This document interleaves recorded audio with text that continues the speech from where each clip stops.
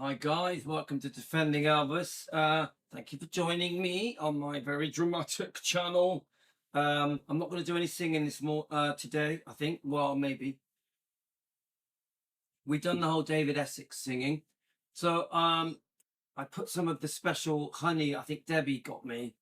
My throat is bad today, so Debbie sent me this special honey that has ginger in it. So I'm hoping that'll cure me. Debbie, the pressure's on. So I was going to do a dog walk, and then my brother came, so it didn't happen. So I'm sorry. I have already done 2 videos this morning, one live, one not live.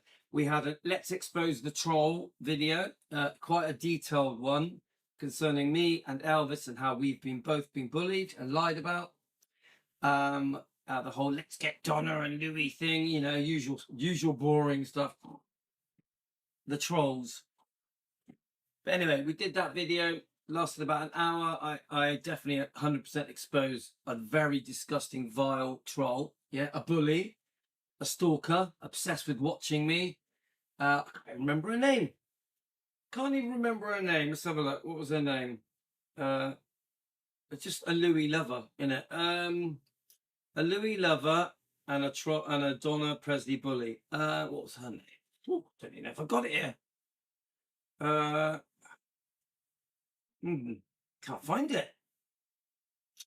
Phew, these trolls, they're so irrelevant, we can't even remember their names. Kristen the troll. Anyway, fully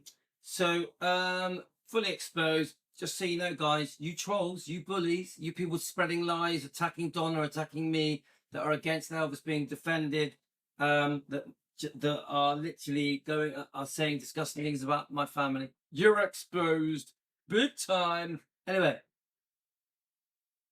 so I've got a bit of a history with the book Destined to Die Young. Me and Sally Hoedel, who's a very good book writer and author, self-published author.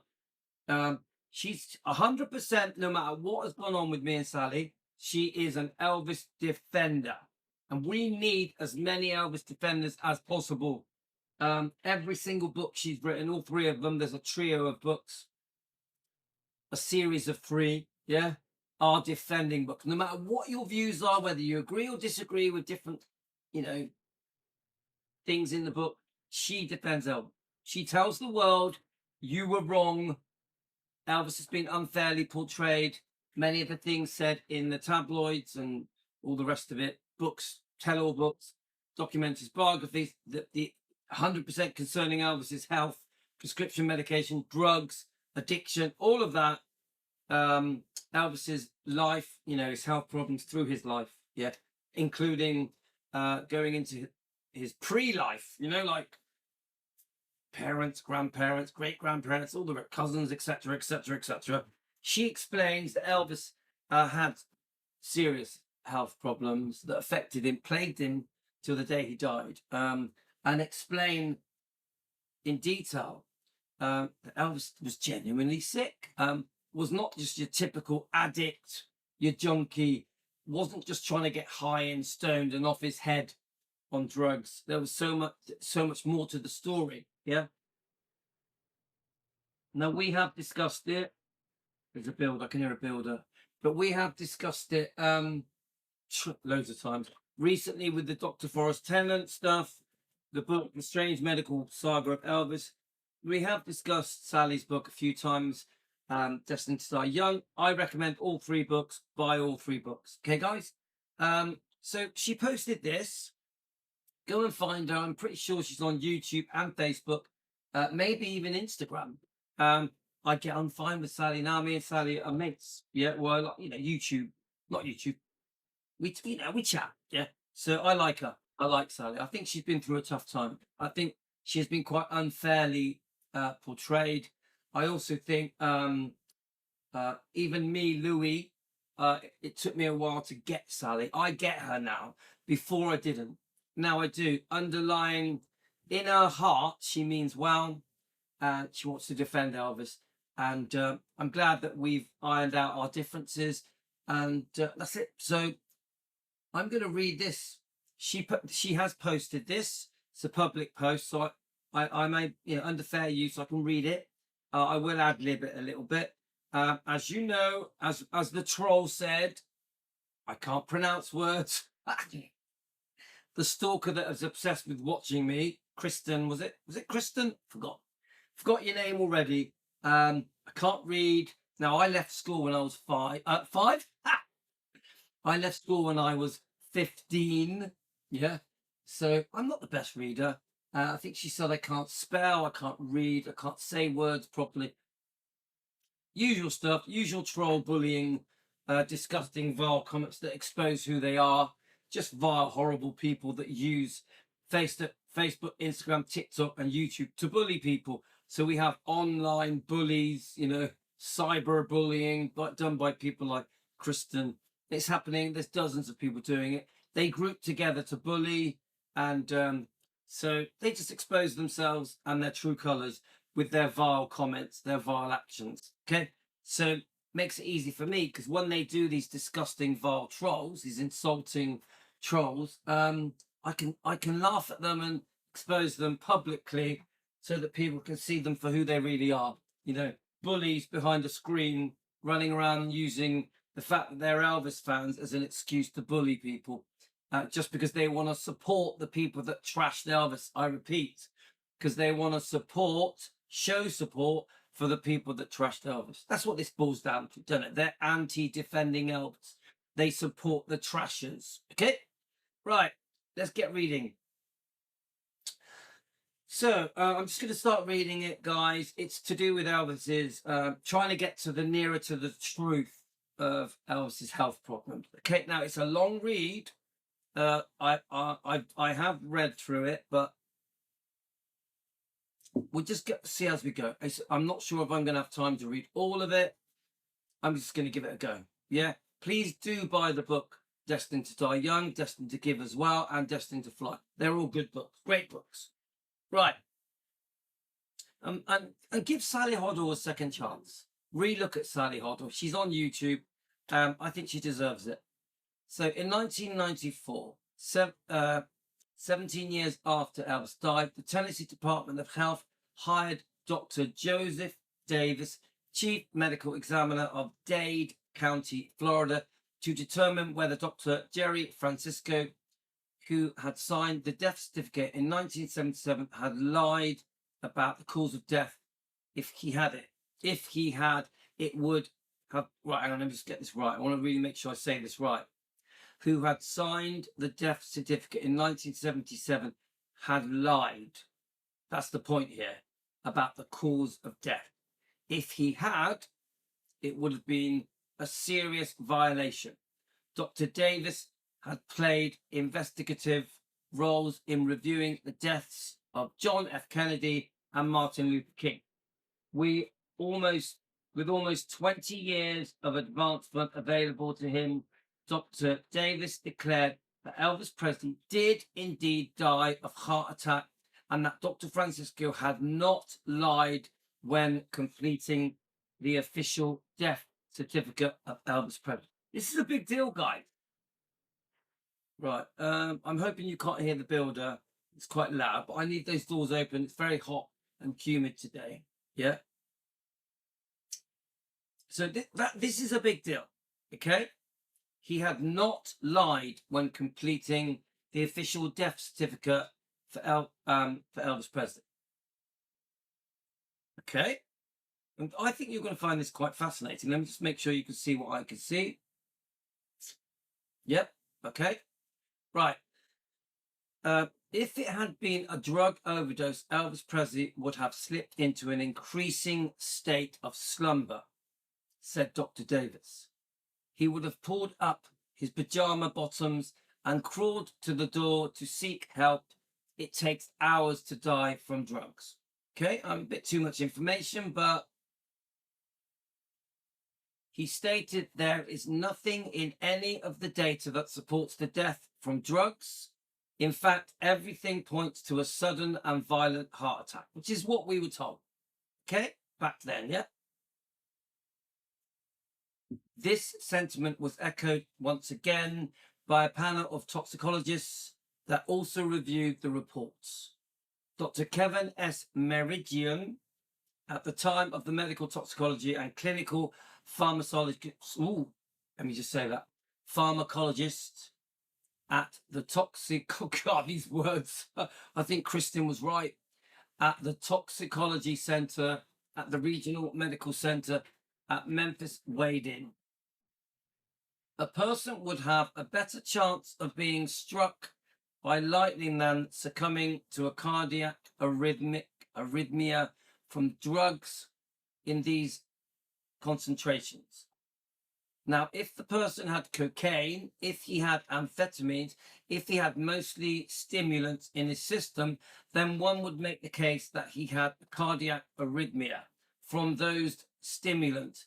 But these drugs found in Elvis's system are all downers. I think this is a big point. They were all downers.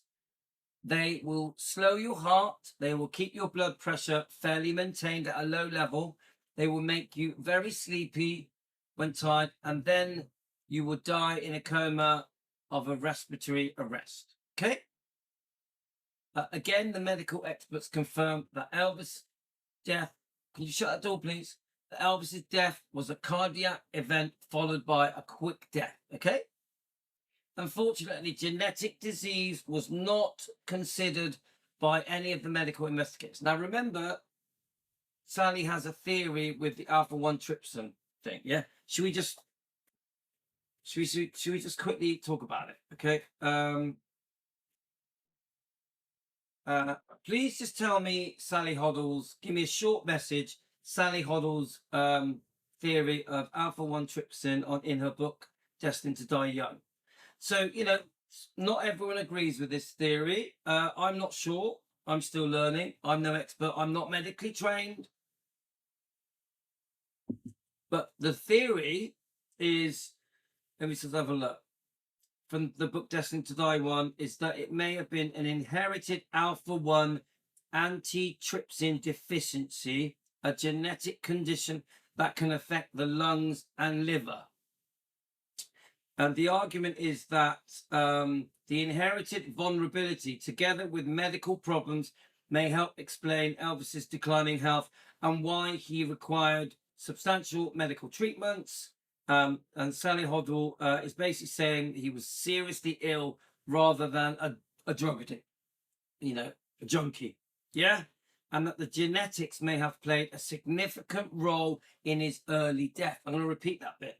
The genetics may have played a significant role in his early death. Now, Dr. Forrest Tennant, and we know about poor Dr. Forrest Tennant, who passed recently, did a 14-minute video recently before he passed, just weeks ago, explaining his theories to do with head trauma and many other things. He also says, Dr. Forrest Tennant, in the book The Strange Medical Saga of Elvis, he also says that Elvis had genuine health problems, systemic disease, multiple health problems, affecting many different parts of his body, and that was not an addict, and that he was unfairly portrayed in the tabloids, the tell-all books, the documentaries, the biographies, other medical books, other trash books, other biographies, documentaries, TV programs were unfair to Elvis. Dr. Forrest Tennant and Sally Hoedel both agree that Elvis has been portrayed as a junkie, but it's not fair and not true. Okay? Which we like, because this is a Defending Elvis YouTube channel. Yeah? So we like this. So she says, unfortunately, genetic disease was not considered by any of the medical investigators an expert. So this is a big deal, guys. They didn't think about the head trauma, his health problems through his life, his insomnia, chronic insomnia, but also this genetic problem, this alpha-1 trypsin possibility, okay, theory, okay? So an expert has never been hired to look at genetic disease within Elvis. There has never been a study to identify or rule out genetic disease as a cause of Elvis's death, and this is the basis of Sally's book, isn't it? Yeah. That, what if it's true? Yeah. What if, it's all lies what they say about Elvis. It's very, that he's been very unfairly portrayed by so many people. Yeah. That actually there was genuine reasons, genetic reasons, why Elvis had become so sick towards the end of his life. Don't forget, Elvis got sick towards the end of his life. Now, he'd been unwell on and off, like everyone from a childhood. And he'd always had chronic insomnia, but he got very sick towards the end. Yeah, systemic disease, multiple health problems. Yeah. So of course, when you're very sick, you want pills from your doctor. You turn to your doctor. Your doctor keeps trying to fix you, relieve your pain, help you sleep.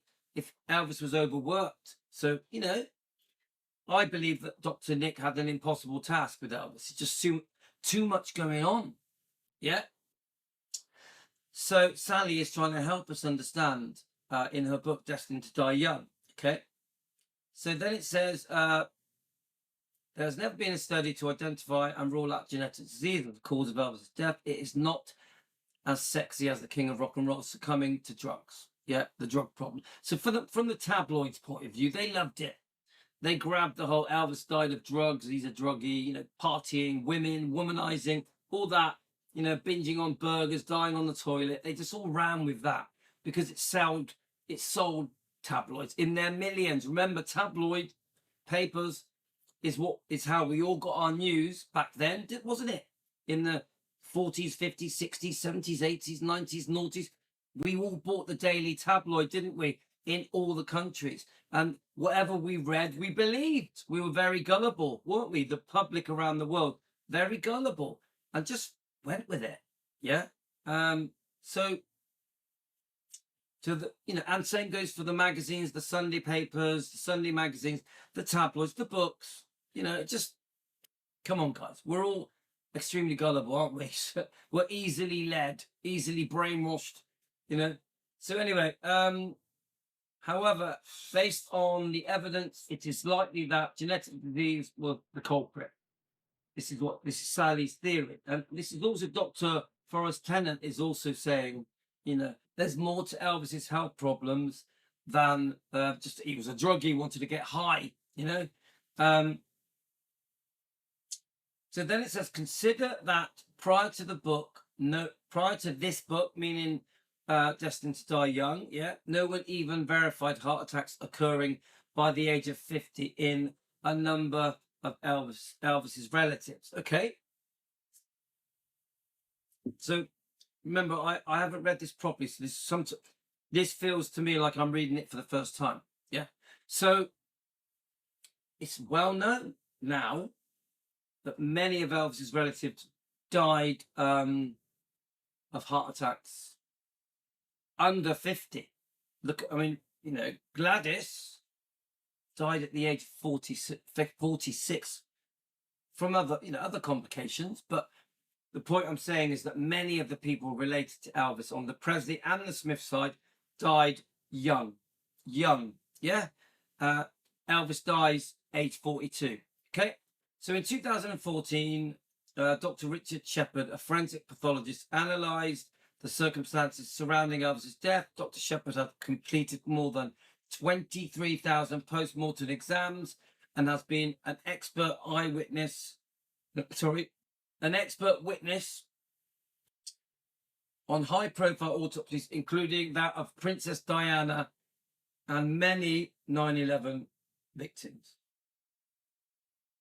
Okay, so yeah, come on. God, don't we miss Princess Diana? Don't we miss her? We all remember where we were, don't we? When she passed, and we also all remember the funeral. Yeah, probably the closest thing to Elvis Presley's funeral, will be Princess Diana's funeral. She's loved around the world, still is. Yeah, we miss her, don't we? She was very special, like Elvis. Dr. Shepard's first concluded that Elvis was in poor health. There were so many things wrong with Elvis that death could have come at any moment. Unfortunately, for history's sake, it happened whilst Elvis was in his bathroom. Now, some people don't realize Elvis's bathroom wasn't a little tiny room. It was a big area where you relaxed. It even had, I think there was a sofa in there and everything. Yeah. It was a place to relax and read. It wasn't a tiny little cubby toilet. Yeah. But I accept that people keep using the word Elvis died in his toilet to insult him. Yeah. Which is a shame. Yeah, Elvis deserved better than that. Yeah. So Dr. Shepherd reported that Elvis's heart was greatly enlarged, uh, um, and it's likely due to long-term high blood pressure. Elvis's heart was so big and shows how serious the situation was and how likely it was going to be that he suffered a heart attack. So it's very possible Elvis is 100% genuine that he died from a heart attack, not drug overdose. He wasn't a junkie. Yeah. He also said fatty liver is a marker, and that the liver was not working properly. The liver showed no obvious disease, although it was twice the weight of a normal liver. And could this be the genetic problem with the alpha 1 trypsin theory? Yeah. Elvis had spectacularly enlarged liver, and it could have been caused from multiple prescription drugs that he was abusing. Look, I do accept there was abuse with Elvis's prescription medication. He was overprescribed, he was self-medicating. You know, come on, guys, let's be honest. Let's be open and honest. You know, that there could have been side effects to the prescription medication, that even addiction, but not to get high, to get better. Elvis wanted to fix his body, relieve his pain. Could you imagine the pain Elvis was under? And even with his colon problems, could you imagine the discomfort, you know? So, you know, we feel sorry for Elvis, don't we? Could have been associated with his poor diet. People do mention his poor diet. High level of cholesterol, fair enough. But there is another reason for liver being disenlarged, and that's if the heart is failing and there is a backlog of blood getting blocked and engorging the liver. Okay.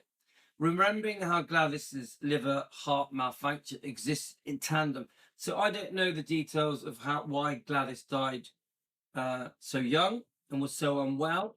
But I do remember that there was a problem with the liver and the heart. Yeah. So remember, Gladys' liver and heart malfunction existed in tandem. So it looks to me like she had problems with her heart and liver. She was admitted to the hospital for liver problems, which could not be identified, yet she died from a heart attack. It could have been a similar scenario for Elvis. Well, yeah, it's his mum. We miss Gladys. Isn't it so sad that Elvis had to go through the loss of his mum so young, just as he was becoming super famous? Way too young. 1958. Shocking that Elvis had to live through that. And poor Gladys. We send out our love for Gladys, don't we? Anthony Williams, author of Liver Rescue, explains that the relationship between the liver dysfunction and the heart problems. Okay, all right.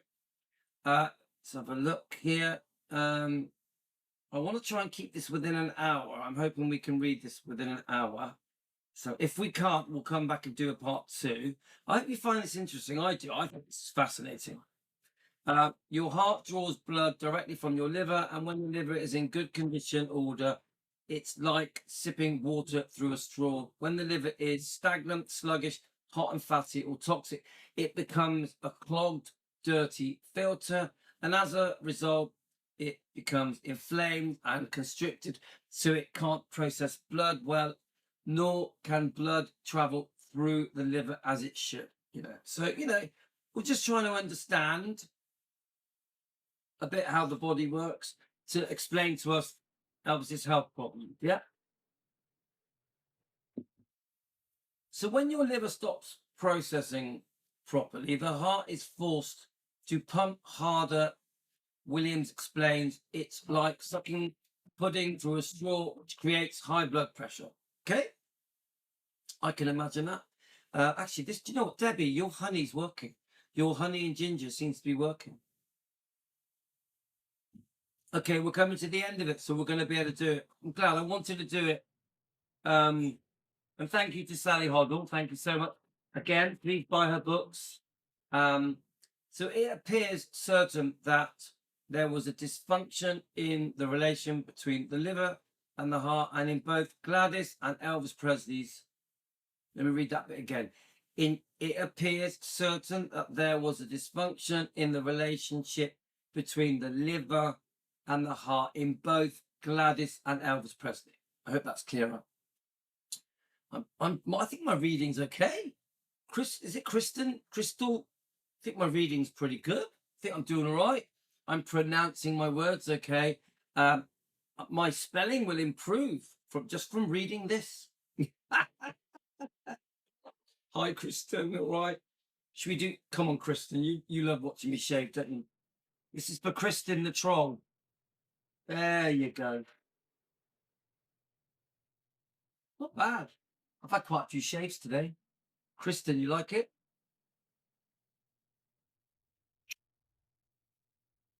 £10 off Amazon. At the side. Woo! At the other side. Don't forget the chin. Don't forget the moustache.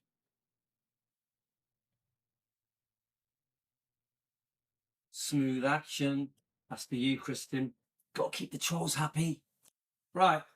Kristen, I hope you're enjoying my reading. I'm doing pretty good, isn't I? I bet I read better than you. And I left school when I was 15. But anyway, let's have a look. And I spent my life in business. It was very successful. So, in fact, extremely successful. Anyway, where were we? For Elvis Presley, particularly, also consider that both JD and Vernon Presley died of heart disease. That's a good point. Good point, guys. I mean, Vernon was very sick, very, very sick. And how old was he when he died? 63. Donna Presley explained to me she worked alongside Vernon, and he could hardly breathe. She said to me, Donna said this to me. She felt like every breath Vernon took would be his last. He was that sick. Of course, Elvis had died. He was grieving. He had this. He 100% believed that there was foul play in the death of Elvis, and I still think that's possible. I'm open. I have an open mind to it. But the Presleys, or most of the Presleys, believed there was foul play with the death of Elvis. We got to think who was giving Elvis his medicine. Multiple people were put in charge by Dr. Nick to give Elvis his medicine. The control of Elvis self-medicating, taking his own medicine, was taken away from him because Dr. Nick felt that controlling it would help him live longer. Yeah, stop him from overdosing, abusing the prescription medication. Okay, right. So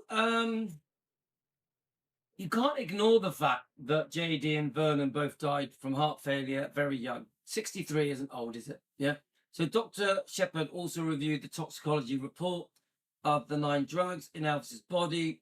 4 were commonly used to treat insomnia. Now, we know that Elvis had the absolute worst case of insomnia, chronic insomnia his whole life. Yeah, even as a child.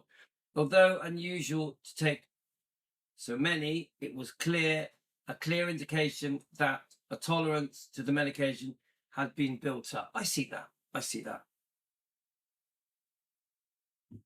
Really, I wonder that he could get out of bed, remarked the doctor. He was bloody sick. Dr. Nick found this ironic. The idea that downers, even in high numbers, could have killed Elvis was laughable to me. Elvis was not even asleep when the sudden event struck that caused the death. How could the sedatives have killed him when they could not even have when they didn't even put him to sleep? It's a good point. One contradicts the other, doesn't it? So I think the fact that it's sedatives, downers, this is the big evidence, isn't it? Yeah. Elvis had been relying on medication to obtain sleep since roughly 1957. Like I said, Elvis always had serious insomnia. And to be honest with you, in 1957, taking downers, uppers, diet pills, all that kind of stuff, you could buy them in the bloody petrol station. You know, it wasn't, people weren't aware of the side effects. People weren't aware of the long-term effects. You know, people trying to say, oh, Elvis was on drugs when he was in the 50s. But hang on, guys. A lot of people took their pills, relied on pills in the 50s. They were so easy to obtain. But not just that. People didn't think they were bad for them. It was part of daily life. You know, go to sleep, take a pill. Have a bit more energy, uppers, take a pill, you know. So I suppose the equivalent now is like drinking Red Bull, you know, an energy drink, you know, take a pill, feel more awake. Take a pill, go to sleep. Come on, sleeping tablets are easy to come by. Your doctor will give you them. And there's plenty of herbal sleeping tablets you can buy off the shelf, can't you? So I get it. If you want to sleep, take a pill. If you want a bit more energy, take a pill. If you're in pain, take a pill. Yeah? No, it's still the same now, isn't it? In the 50s, 60s, 70s, and 80s, everybody was popping the pills. Everybody was turning to their doctors for medication, for help, to relieve pain, to help them sleep, for anxiety, for stress, for depression. You see? Yeah. But why is Elvis ridiculed and laughed at and insulted? Because he did what everyone else does. Takes painkillers, takes sleeping tablets, even diet pills. Get it? Yeah. So really, it's a wonder that he could. Well, I don't know. We've done that bit. So Elvis had been relying on medication to obtain sleep since 1957. 20 years certainly allows for a built-up tolerance that would only require more and more to be effective. I'm going to read that bit again. I think it's important. 20 years allows for a built-up tolerance that would only require more and more to be effective. We get it. You take two, you get used to them. It's not working, can't sleep. You take another one, take another. The pain's too much, unbearable pain. Take another painkiller. Get it? I get it. Two other drugs were commonly used at the time for anxiety and depression, both issues that can result from continuous disruption of sleep. So they're sort of saying Elvis having bad insomnia could have caused him to have anxiety and depression. I mean, I would say just being Elvis gives you anxiety, you know, overthinking everything, you know, Elvis's ups and downs of life. You know, Elvis never got over losing his mum. I think he had some serious relationship problems, didn't he? Yeah, even with Priscilla. So I get it, you know, and very, very stressed. Stress can make you very unwell. 100% he was overworked. You know, Elvis was very ambitious. He wanted to please the fans. He had a lot of people relying on him, you know. So then it says another medication was taken to calm the bowel.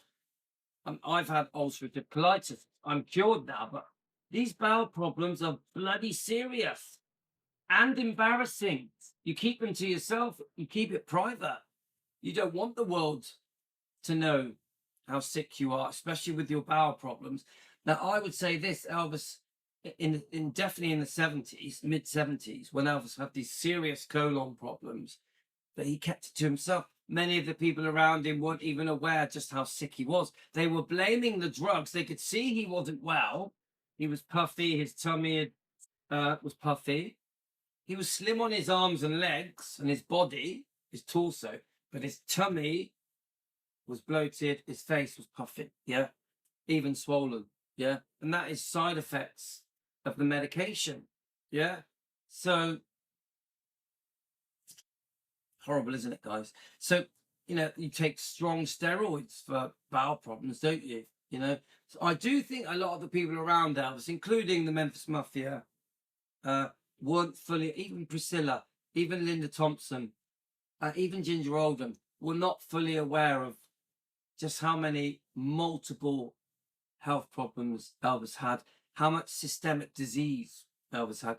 You know, this alpha 1 trypsin theory, this genetic problem. They wouldn't have been aware, would they? The people around Elvis wouldn't have been aware of it, even his friends and family. And then you've also got, you know, Elvis would self-medicate a bit. Elvis would abuse the prescription medication a bit. You've got, that's another problem.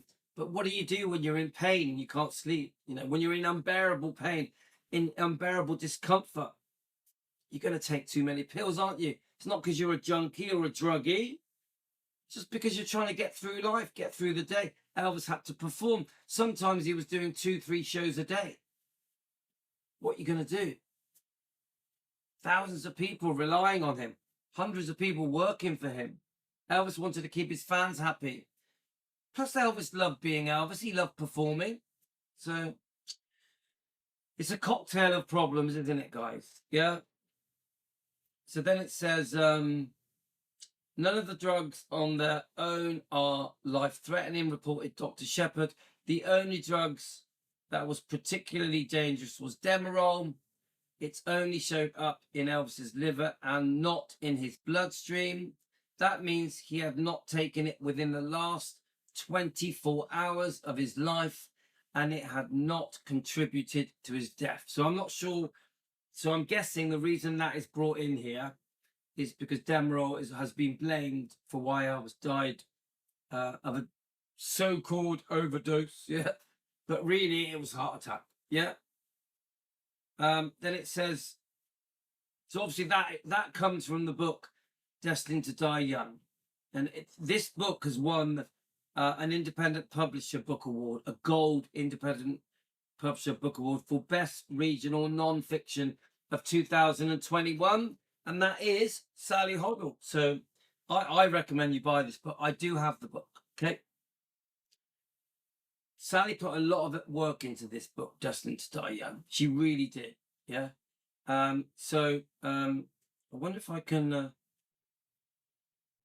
let me just try and find something before I go, guys. So let's have a look. So 36 minutes. Oh, that's not bad. So Kristen, what do you reckon? I did all right with the reading, didn't I?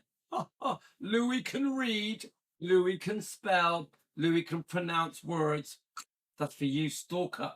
Right, stop stalking me. It's weird. You know stalking me is weird, don't you? It's abnormal behaviour. Being obsessed with the Louis guy in the UK. So, let's have a look a minute. See what I can do here. Where are we? To Die Young. Woo! Right, hang on. Let's see if I can find a little clip of Sally being interviewed, just to give you an idea of Sally. Welcome back to WTLO 11 Your Day Saturday. There we are. Let's pause it. We're going to play this, guys. We'll give them a subscribe and a like. I haven't watched this one, but let's try and understand Sally's theories of the alpha-1 tryptophan theory. Let's have a look here a minute. I do like my videos to hit the hour. Seems to be, for me, 1 hour is a comfortable time for me. So just so you know, the YouTube channel is called WTOL11. Okay, here goes. Now, I haven't watched this. We're going to get to see lovely Sally. She's very proud of her book and her work. Sally put thousands of hours into this book. Traveled. She was in Tupelo. She was interviewing medical people. She was interviewing lots of relatives of Elvis. I think she went down the line with the Smiths and the Presleys, I think. Obviously, everything I say is for entertainment purposes, just a discussion on YouTube. Nothing I say is fact, just we're trying to learn about Elvis's health problems from the point of view of defending Elvis, and Sally does defend Elvis. Sally Hoedel is an Elvis defender. Here goes, guys. Welcome back to WTLO 11 Your Day. Saturday is a day many fans of a particular singer will be celebrating. January 8th is Elvis Presley's 87th birthday. With us this morning, author Sally Hoedel, who interviewed hundreds of people who knew the King personally. She discovered what he was really like outside the spotlight and why he was destined to die young. Sally, that's the name of your book. Tell us why you were inspired to write it. Absolutely. Good morning, and thanks for having me. Yes. Yeah, I'm a lifelong Elvis fan and also a journalist, so this was certainly a coming together, a personal and professional endeavor. But I found a layer of Elvis's story that I think is really important, and it's so important for his legacy. As you said, his birthday, celebration is coming up, and he's still known around the world by his first name and his image alone. Sure is. Now, I think this is 4 years ago, guys. Okay, you can find it on YouTube. And his contribution to our culture is so important. So the better we can understand the man. Sure is. And the more we can understand his story and his legacy, and just look at that from a historical viewpoint, which I think is really important. So this layer of truth that I uncovered was it was a incredible project from start to finish. A lot I bet it was. I mean, I know she traveled a lot. She put a lot of effort into this book. people have some ideas about, who they thought Elvis was and, why he died and all of those things. But you uncovered some facts. And in the first one, most people believe that Elvis's bad health was because of his lifestyle, Of course, we love the footage. And yes, everyone blames the hype lifestyle. People that haven't done their research just think he was an addict. Let's keep going. drinking, drugs, that sort of thing. But you found something else out about him because of his lifestyle, drinking, drugs, that sort of thing. But you found something else out about him. I would say that most people that haven't done their research think Elvis died because of drugs. Absolutely. This book and this research really was kind of a reversal of his family tree. And what we now know is that his maternal grandparents were first cousins. So it leads to a lot of disease and disorder in his family. He dies at age 4. Someone tried to dismiss this the other day, that the grandparents were first cousins. But come on, guys. Come on. It would have been very likely that was a problem. Yeah, the fact that his grandparents were first cousins. 42. His mother dies at 46. Very similar degenerative pattern of health. And so she's saying about people related to Elvis dying so young in their 40s. 42. His mother dies at 46. Very similar degenerative pattern of health. And we also know that 3 of his uncles, her brothers, die in their 40s as well. And when you start to see this through the family tree, it starts to be more than just a coincidence. And it certainly is a factor in Elvis's death. And yes, he his lifestyle was a very difficult one. But looking at him through that narrow lens of sex, drugs, and rock and roll, it is very limiting, and it's not enough because his story is much bigger. And he was a very ill man. Ooh, right. Yeah. His story is very much bigger, and he was very sick. Yeah. To try and judge Elvis based on that he was a junkie or binging on burgers and sleeping with as many women as possible, that is so far from Elvis. Yeah. Of course, Elvis liked the ladies. There was a problem with prescription medication. I actually don't think Elvis's eating habits were as extreme as people think. Yeah, obviously, come on, let's be fair sometimes, but I don't know. I just think Elvis gets a bad rap, doesn't he? And what started out as self-medicating and trying to find a way to continue being Elvis Presley, did become a problem for him. But it's the understanding of why did Elvis turn to the prescription medication in the first place, which is, such a big question from a journalistic standpoint. Yeah, there's some underlying things people probably didn't know about him there. And a lot of people, as you mentioned, lifestyle and things like that. But people felt like, he was viewed as one of self-destruction, like it was like a purposeful thing, that he was doing to himself. Yeah, absolutely. I think. Sorry, Donna Presley was messaging me. Right, I want to comment on that. That's too important. What was just said. Okay, so remember, hasn't this been our biggest problem? That people assume things. People repeat things like rumors and Chinese whispers, and even though it's not true. So let me just rewind that a little bit. Listen to it again, then I'm going to comment on it. Okay. One of self-destruction, like it was like a purposeful thing, that he was doing to himself. Remember, people think, oh, Elvis killed himself. He was a victim of his own addictions. Yeah. Yeah, absolutely. I think that's how pop culture views him. I think that's how he's remembered in a lot of ways, as a story of self-destruction. And it's very unfair because there's so much more to the story, and there's a lot of information out there now, even proper documents, medical history. Dr. Nick's records, Dr. Forrest Tennant was given loads of records, loads of things to help in the trial that Dr. Forrest Tennant was a witness of concerning Dr. Nick, because Dr. Nick was facing manslaughter or murder. Yeah. So the judge felt sorry for Dr. Forrest Tennant and gave him everything, all of Elvis's medical history, allegedly even the autopsy that Vernon sealed. I don't know if that's 100% correct, but I think it might be, and many other things. So the judge really wanted Dr. Forrest Tennant to have everything, all the information, okay, to really try and understand if there was wrongdoing, foul play concerning Dr. Nick and what Dr. Nick was prescribing. I've always said I feel that Dr. Nick was out of his depth. I actually do believe Dr. Nick loved Elvis, and I do believe Elvis loved Dr. Nick. You know, I don't know if you guys know that he has a son, I think, called Dean, who seems nice, seems like a great guy, an Elvis fan, you know. So I never met Dean, but I've heard good things about him. So let's keep going. And I really do see Elvis as a story of survival. And it was a futile attempt to survive for, first through extreme poverty and then through this extreme level of fame that no one had really experienced before Elvis. Bloody good point. Yeah. You know, I mean, who comes anywhere close to that? I think Frank Sinatra, you know, the Rat Pack, you know, Gene Kelly, Michael Jackson, yeah, the Beatles. And then through all of these health ailments. And it is a constant struggle. And he's constantly, trying to find a way first to provide for his family and pull them out of poverty and then keep them there. And then to survive that fame. And then through all of these health ailments, which made it really very difficult to be Elvis Presley. Yeah. Come on, guys. Elvis did want to pull his family out of poverty, 100%. Yeah, absolutely. I can't even imagine. He got this title, the King. And with that, I think a lot of people thought, well, he was a glutton, but you found that to be the opposite.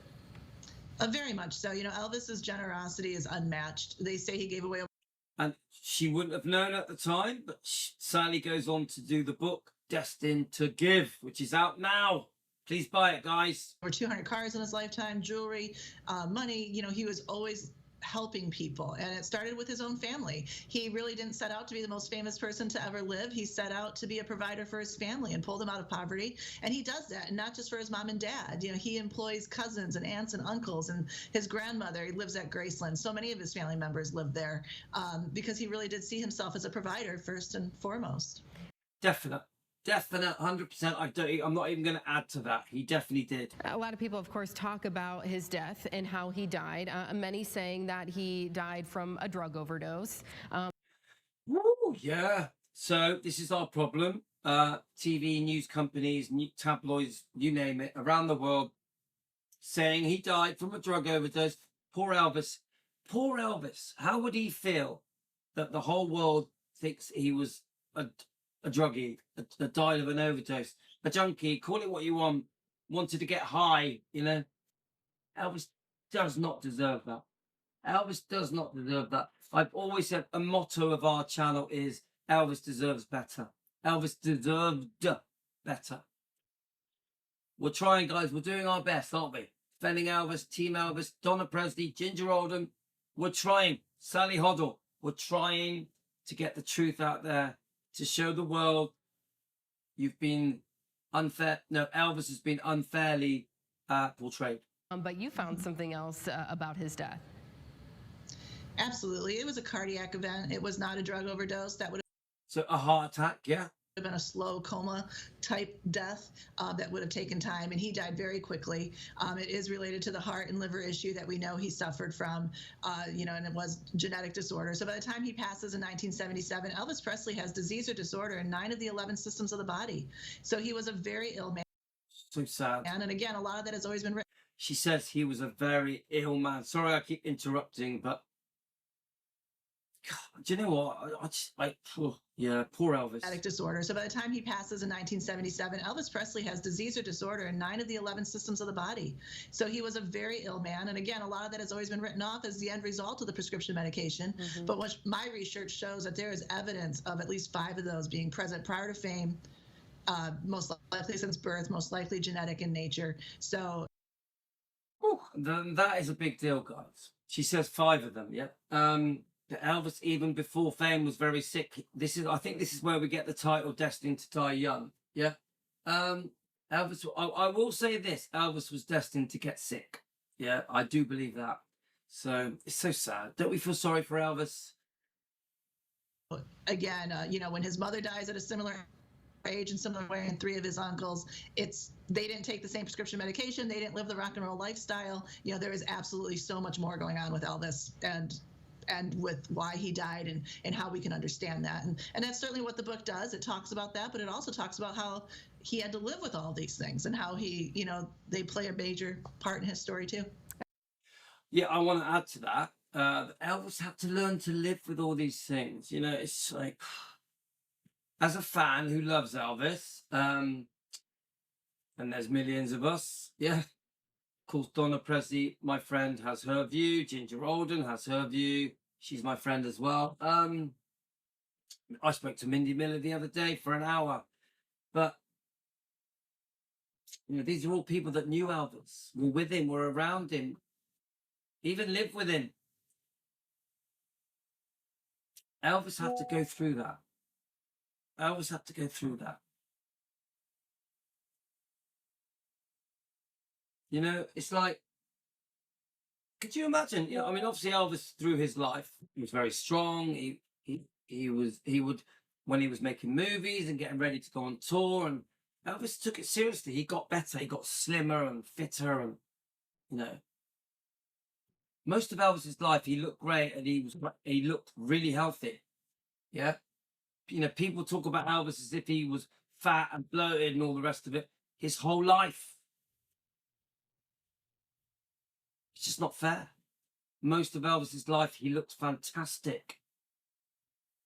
You know, look at the age Elvis was at the '68 comeback special. Do you see my point, guys? Elvis in when he does his Vegas comeback, his '69. I call it the '69 comeback. Epic. You know, epic is all based on after '68. How amazing Elvis looked. But suddenly there is a change in Elvis. 74, 75, 6, 7. You see the change. I would never call Elvis fat. His legs and arms were slim. He was bloated. He was puffy.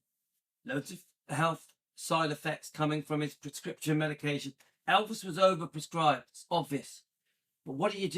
You know, when you're really sick and in pain, you can't sleep, you're overworked, you're stressed, everyone's relying on you. What do?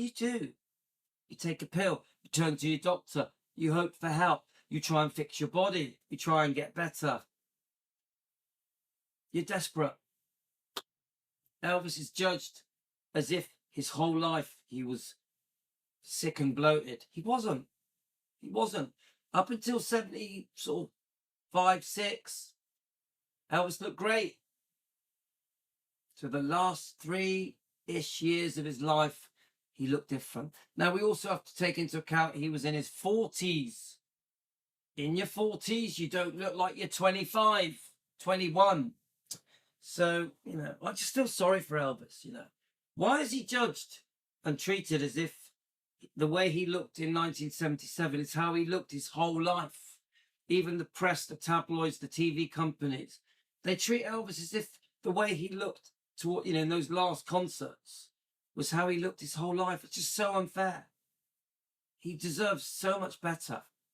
We must honor all of Elvis's life, his Tupelo years as a boy, then as he moves to Memphis, before fame, that Elvis working at Crown Electrics, Elvis walking into Sun Records, Sun Studios. Every part of Elvis's life deserves to be honored. That eventually he gets fame, you know, overnight fame.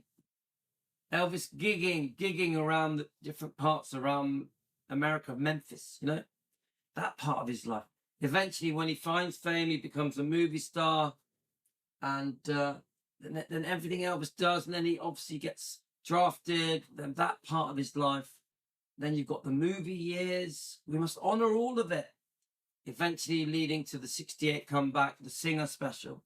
And then we get to the epic years, you know, the Vegas, when he's touring the big, you know, the big, doing the big events, sellout events. Elvis was sellout till the day he died. Yeah. There's so much of Elvis that needs to be honored and respected and understood. Then we must understand the man, you know, an extremely intelligent man, very hardworking, very ambitious, who helped everyone, loved everyone, wanted to do good. I think Elvis felt guilty that he had so much money and had so much success. As he says, every dream I ever dreamed has come true 1,000 times. You know, Elvis was born to give, you know, destined to share. Yeah. Destined to help, to be kind, to show love, to look after his family, to look after his friends, including the Memphis Mafia, to look after his fans, destined to love his fans. That's Elvis. I hope you understand what I'm doing with this video, guys. With the help of Sally Hoedel and her book, Destined to Die Young. Obviously, she's got Destined to Give out now, which is an amazing book as well. But I hope you understand where I'm going with this. Elvis has been unfairly portrayed. Ginger Alden has been saying it since she brought out her book, I think in 2016. Donna Presley, Elvis's first cousin, tells me every day she stands up proudly to stand up for her cousin Elvis. Elvis's first cousin, blood cousin, runs a YouTube channel standing up for Elvis. She recently done a show in Memphis and Elvis Week, standing up for her cousin. Get it? Pretty simple, isn't it? Elvis deserves better. Thank you so much, Sally Hoedel. I enjoyed reading this section of your book. Of course, you need to buy the book to really understand the book. And Sally is a defender. She is a defender, and that is why she gets my vote. All three of her books are defending Elvis books. Hope you enjoyed this show, guys. I've loved it. Sat here with my cup of tea, chatting with you guys in the kitchen. I'm a family man, and I've loved it. Team Elvis, you rock.